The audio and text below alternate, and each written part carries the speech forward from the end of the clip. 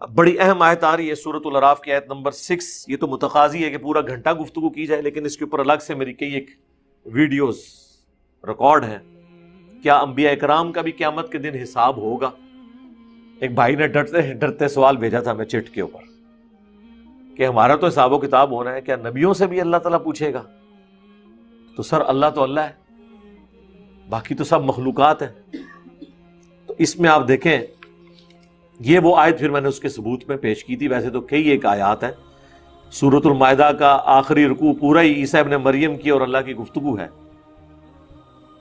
توحید کے حوالے سے، لیکن یہ سمجھ لیں جڑ جو ہے نا اس عقیدے کی قرآن میں اس آیت کے اندر ہے. فَلَنَسْأَلَنَّ الَّذِينَ أُرْسِلَ إِلَيْهِمْ، سو ہم ضرور پوچھیں گے ان سے جو بھیجے گئے تھے، جن کی طرف یعنی جو امتیں تھیں ان سے ہم پوچھیں گے. وَلَنَسْأَلَنَّ الْمُرْسَلِينَ، اور ہم ضرور پوچھیں گے رسولوں کو. یعنی امتوں کی بھی جواب دہی ہوگی کہ تم نے پیغمبروں کی دعوت پہ لبیک کہا یا نہیں کہا، اور پیغمبروں سے بھی اللہ پوچھے گا کہ تم نے ہمارا پیغام پہنچایا یا نہیں پہنچایا. یعنی دونوں کا حساب ہوگا، صرف امتیوں کا نہیں ہونا، پیغمبروں کا. حالانکہ اللہ کو تو پتا ہے کہ پیغمبروں نے پہنچا دیا، امتوں نے قبول نہیں کیا سوائے چند ایک لوگوں کے، لیکن پھر بھی حساب و کتاب تو ہونا ہے. اور بلکہ انبیاء اکرام نے پھر امتوں کے حق میں یا ان کے خلاف گواہی دینی ہے. اسی کانٹیکسٹ میں وہ آیت ہے نا سورہ النساء کی آیت نمبر 41 جو بخاری اور مسلم دونوں میں حدیث ہے. اس کانٹیکسٹ میں کہ عبداللہ ابن مسعود کہتے ہیں کہ نبی صلی اللہ علیہ وآلہ وسلم ممبر پہ تھے اور آپ نے مجھے اپنے قریب بلایا اور کہا عبداللہ آؤ ہمیں قرآن سناؤ. یہ حدیث بخاری میں بھی ہے، مسلم میں بھی. تو کہتے ہیں میں نے عرض کیا اللہ کے نبی علیہ السلام قرآن تو آپ پہ نازل ہوا ہے، میں آپ کو قرآن سناؤں؟ تو آپ نے فرمایا مجھے دوسروں سے قرآن سن کر لطف آتا ہے. تو عبداللہ ابن مسعود رضی اللہ تعالیٰ عنہ کہتے ہیں کہ میں نے سورۃ النساء کی تلاوت شروع کی. آپ حضور علیہ السلام کا شوق دیکھیں،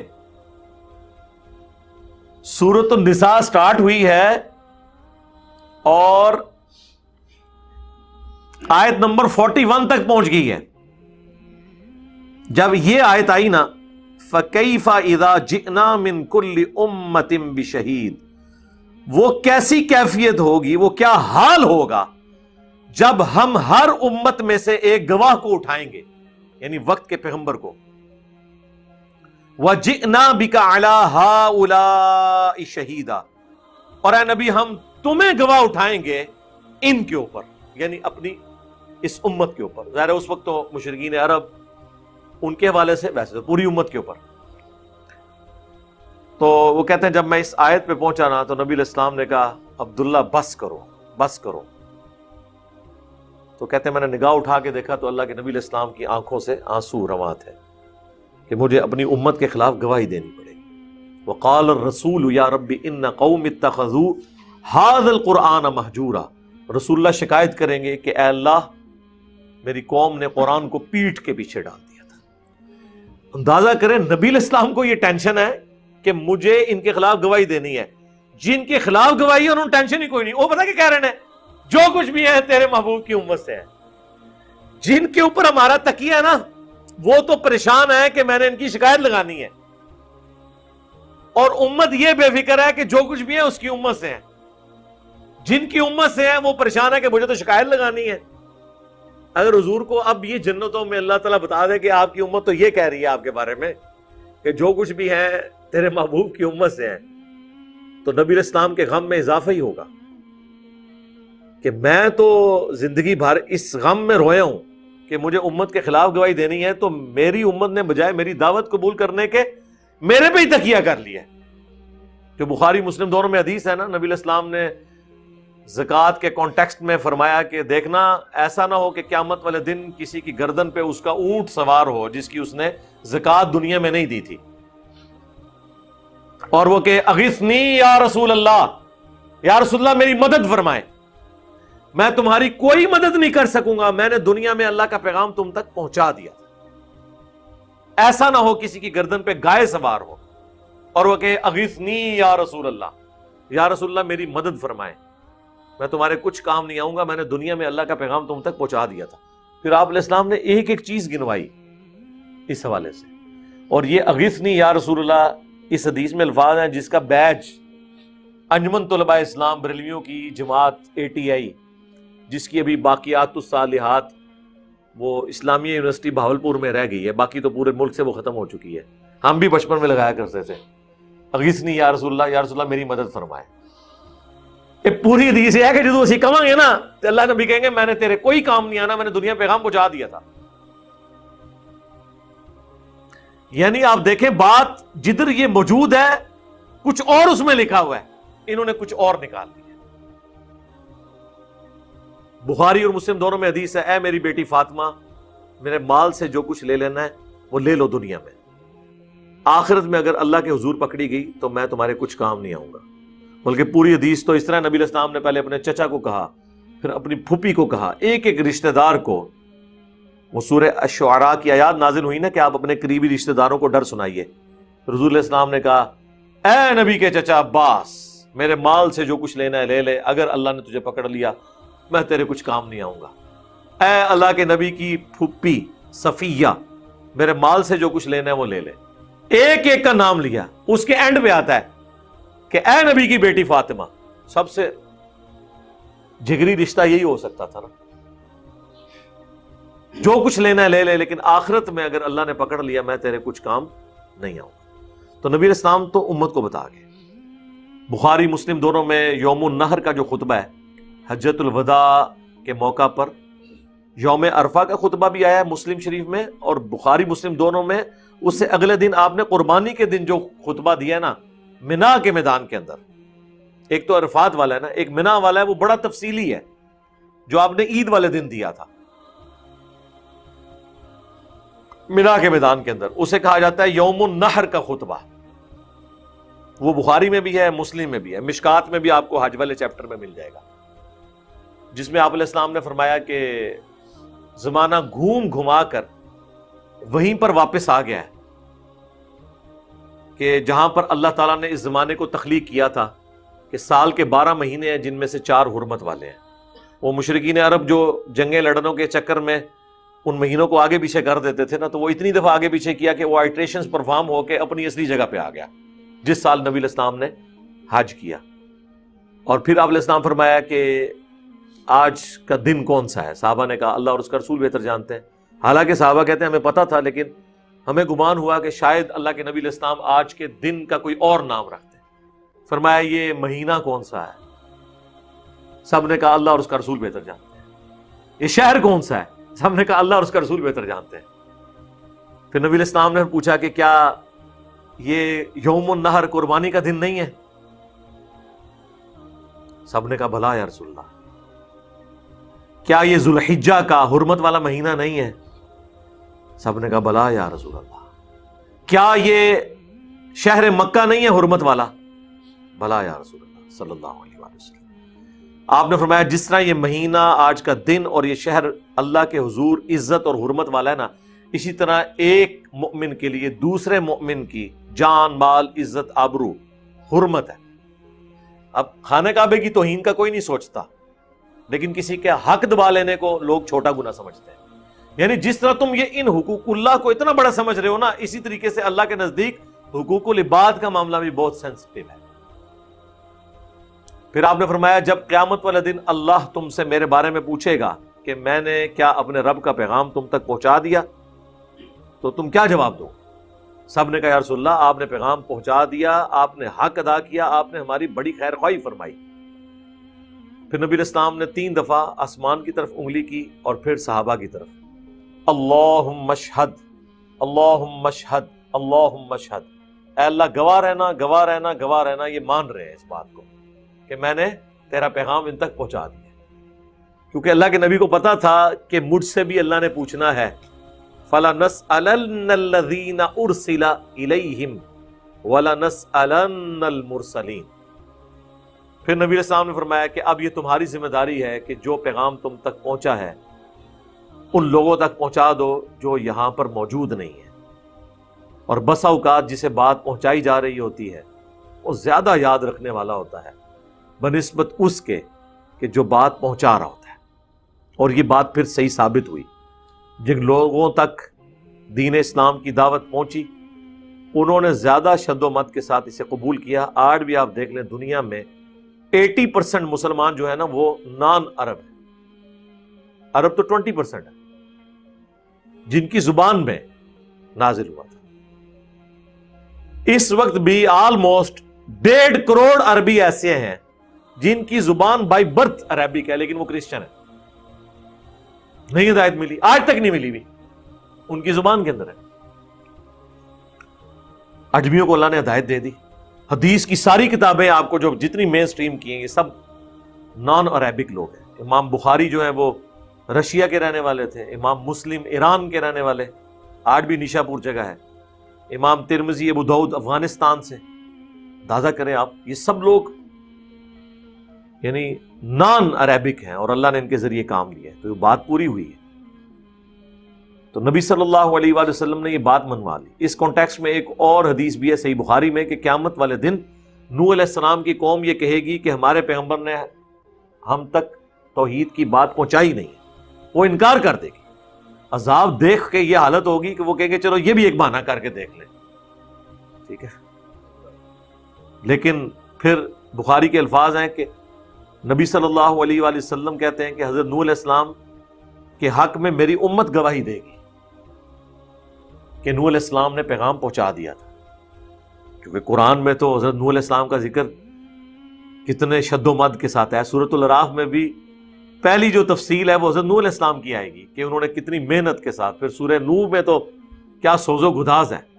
تو امت محمدیہ یہ گواہی دے گی کہ نوح علیہ السلام نے پیغام پہنچا دیا تھا. اس لیے یہ امت بھی گواہ ہے. حاضر و ناظر نہیں، سرکار گواہ ہے. اور وہ گواہی کس بنیاد پہ دے گی؟ قرآن کی وجہ سے. اس امت نے تو نہیں دیکھا ہوا نوح علیہ السلام کو، نہ انہیں دعوت و تبلیغ دیتے ہوئے. ٹھیک ہے. قرآن کی بنیاد پہ گواہی دے گی یہ امت. سورۃ البقرہ کی آیت نمبر 142 اور 143 کے کانٹیکسٹ میں یہ حدیث صحیح بخاری کے اندر موجود ہے. تو انبیاء کرام کا بھی حساب ہونا ہے اور ان کے ماننے والوں کا بھی. فَلَنَقُصَّنَّ عَلَيْهِمْ بِعِلْمٍ، اور پھر ہم ضرور بیان کر دیں گے ان کے سارے حالات دنیا کے، جو کچھ انہوں نے کیا تھا نا، حق قبول کیا یا انکار کیا، اپنے علم کے ذریعے.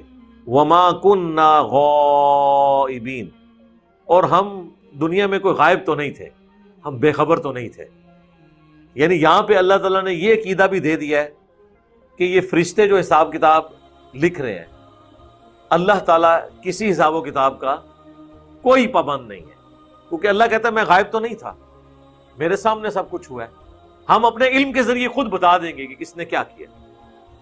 اور یہ سب سے خطرناک معاملہ ہے.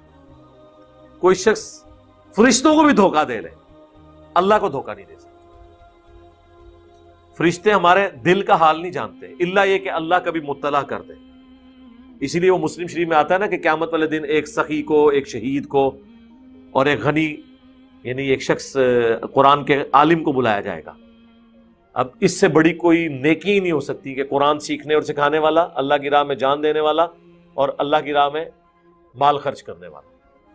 ایک ایک کو اللہ تعالیٰ نیکیاں گنوائے گا. جو اللہ تعالیٰ نے ان کے ساتھ نعمتیں دی تھی اس کے اگینسٹ پوچھے گا تم نے کیا نیکیاں کی. اس کے اگینسٹ شہید کہے گا یا اللہ جان دے دی، اس سے بڑی کوئی چیز ہو سکتی تھی. اللہ فرمائے گا جان اس لیے دی کہ لوگ تجھے بہادر کہیں اور دنیا میں تیری تعریف ہو گئی، اب میرے ہاں تیرے لیے کچھ نہیں. اوندھا منہ کر کے جہنم میں. سخی کہے گا میں نے کوئی موقع نہیں جانے دیا، جہاں جہاں تو نے حکم دیا میں نے خرچ کیا. اللہ فرمائے گا اس لیے خرچ کیا کہ لوگ تیری تعریف کریں اور دنیا میں تجھے اجر مل چکا ہے، یہی تیرا اجر تھا. اوندھا منہ کر کے جہنم میں. قرآن کا قاری کہے گا یعنی آپ کے رحمہ اللہ مدہ ذلہ دامت برکاتہم عالیہ شیخ القرآن، ٹھیک ہے، استاذ العلماء، یا اللہ ہم نے تو قرآن سیکھا اور سکھایا. اللہ فرمائے گا اس لیے تاکہ لوگ تمہیں بڑا علامہ کہیں، تمہاری تعریف کریں، اور دنیا میں ہو چکی. اب میرے پاس تمہارے لیے کوئی اجر نہیں. اس حدیث پہ آپ غور کریں کہ فرشتوں نے انہیں قاری بھی لکھا ہوا ہے، شہید بھی لکھا ہوا ہے اور سخی بھی لکھا ہے، لیکن اللہ نے اپنے علم کے ذریعے ان کے اعمال کو 0 سے ملٹیپلائی کر دیا۔ یہ وہ چیز ہے، یعنی اللہ اور جو بندے کا معاملہ ہے نا، یہ بڑا یونیک ہے۔ اللہ تبارک و تعالی چاہے تو کسی کو پکڑ لے کسی معاملے میں، اور کسی کو اس نے نیت کی وجہ سے چھوڑ دے، یہ اس نے فیصلہ کرنا ہے۔ تو اللہ تعالیٰ ہمارا ہم ضرور بیان کر دیں گے اپنے علم کی بنیاد پہ، اور ہم کوئی غائب تو نہیں تھے۔ مجھے ڈاکٹر سرار صاحب کا جملہ یاد آ گیا کہ ہم اپنی داڑھیوں اور پگڑیوں سے پبلک کو تو دھوکہ دے سکتے ہیں، اللہ کو دھوکہ نہیں دے سکتے۔ صحیح مسلم میں حدیث ہے، اللہ تعالیٰ تمہاری شکلوں اور مال کو نہیں دیکھتا، دلوں اور اعمال کو دیکھتا ہے۔ اللہ تبارک و تعالیٰ اپنے معاملات کے اندر یقین کرے، یہ اللہ اور ہے، کتابوں کا خدا اور ہے، بابوں کا خدا اور۔ والوزن یومئذ الحق، اور اعمال کا تولا جانا اس دن یہ شدنی بات ہے، حق بات ہے، یہ ہو کر رہنا ہے۔ فمن ثقلت موازینہ، پس جن کے اعمال اس دن بھاری ہوئے، فاولئک هم المفلحون، تو وہ لوگ ہوں گے اس دن کامیاب۔ اللہم اجعلنا منہم مع النبیین والصدیقین والشہداء والصالحین، آمین۔ ومن خفت موازینہ، اور جن کے ترازو ہلکے ہوئے اس دن، فاولئک الذین خسروا انفسہم، تو یہی وہ لوگ ہیں جنہوں نے نقصان پہنچا لیا اپنے آپ کو خود، بما کانوا بآیاتنا یظلمون، بسبب اس کے کہ وہ ہماری آیات کے ساتھ بے انصافی کرتے تھے، ظلم کرتے تھے۔ اس سے مراد کافر بھی ہیں، مسلمان بھی ہیں، جو بھی قرآن پاک کی بات کو نہیں مانتا، سارے اس میں شامل ہیں۔ اللہم لا تجعلنا منہم، اللہم اجرنا من النار، آمین۔ اچھا، یہاں پہ بڑی ایک اہم چیز ہے، دنیا میں جو ترازو ہے نا جی، 2 طرح کے ہیں۔ ایک سپرنگ والا بیلنس ہوتا ہے نا، جس میں آپ چیزوں کو تولتے ہیں، اور ایک وہ بیلنس ہوتا ہے جس میں آپ ترازو کے دونوں طرف رکھتے ہیں۔ وہ پلڑوں کا اونچا نیچا ہونا ڈیسائیڈ کرتا ہے کہ یہ پلڑا بھاری ہو گیا اور یہ جو ہے وہ ہلکا ہو گیا۔ اور ایک وہ ہوتا ہے بیلنس جس میں آپ ایبسولوٹلی اسی کو چیک کرتے ہیں۔ اب یہ دونوں طرف بات جا سکتی ہے کہ ایک طرف نیکیاں رکھی جائیں، ایک طرف گناہ، نیکیوں کا پلڑا بھاری ہو جائے۔ یہاں پہ اس والے ترازو کا ذکر نہیں ہے، یہاں پر ایبسولوٹلی اللہ نے کہا کہ نیکیاں تولی جائیں گی، جن کی بھاری نکل آئیں وہ جنتی ہوں گے، پھر گناہ تولے جائیں گے جس کے ہلکے والا معاملہ ہو گیا، یعنی وہ والا ترازو میں، یعنی کوئی اللہ نے لمٹ مقرر کی ہے، اس سے زیادہ ویٹ ہوا اگر گناہوں کا تو پہلے عذاب بھگتے گا تا وقت ہے کہ اس ڈیٹم لیول پہ آ جائے۔ اس طریقے سے یہ وہ ڈیٹم لیول ہے جس سے زیادہ نیکیاں ہوئیں تو اسے جنت کا حکم سنا دیا جائے گا۔ یہ اب اللہ کو پتا ہے۔ باقی یہ بات کلیئر ہوگی کہ نیکیاں گنی نہیں جائیں گی، تولی جائیں گی۔ یہ قرآن کا فلسفہ ہے کہ نیکیاں گنی نہیں جائیں گی، تولی جائیں گی۔ کسی شخص کی ایک نیکی دوسرے کے لاکھوں نیکیوں کے اوپر بھاری ہو سکتی ہے، ڈپینڈنگ اپون کہ اللہ تعالیٰ نے اسے سرکمسٹانسز کیسے دیے تھے۔ جو میں اکثر کہتا ہوں کہ ایک شخص جون جولائی کی گرمی میں سڑک کے کنارے خدائی کا کام کر رہا ہے، پسینے میں شرابور ہے، اور وہیں پر وہ ایک کونے میں وضو کر کے اپنا پرنا ڈال کے نماز پڑھ لیتا ہے، جماعت کا اہتمام نہیں کر سکتا اس تکلیف کی وجہ سے کہ اسے مسجد میں جانے میں مسئلہ ہے، ٹھیکیدار ہلنے نہیں دے رہا۔ اس کی نماز ظہر پڑھنا اور ایک ملٹی نیشنل میں جاب کرنے والا بندہ جو اے سی والے کمرے میں بیٹھا ہے پورا دن اور اٹیچ بات ہے اس کے ساتھ، ادھر جا کے وضو کر کے اسی اے سی والے کمرے میں اکیلے ہی مصلی ڈال کے نماز پڑھتا ہے، اور وہ یہ سمجھتا ہے کہ میری نماز اور اس مزدور کی نماز برابر ہوگی۔ نہ پاسبل ہی نہیں۔ نیکیاں تولی جائیں گی، گنی نہیں جائیں گی۔ ورنہ تو جو لوگ مکے میں ہیں وہ کہیں گے ہم تو 5 نمازیں حرم میں پڑھتے ہیں تو ہمیں تو اتنی نیکیاں مل گئی، اور جو بیچارہ ادھر غریب ہے اس کا تو کوئی قصور نہیں، اللہ نے اسے حالات و واقعات ایسے دیے۔